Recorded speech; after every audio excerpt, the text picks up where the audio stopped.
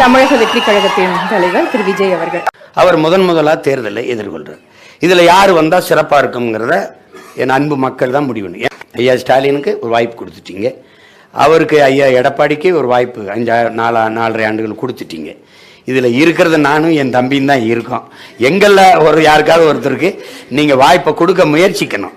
எல்லார் ஆட்சியிலையும் வாழ்ந்து பார்த்துட்டீங்க, ஒரு 5 ஆண்டு எங்கள் ஆட்சியில் தான் வாழ்ந்து பாருங்களேன்.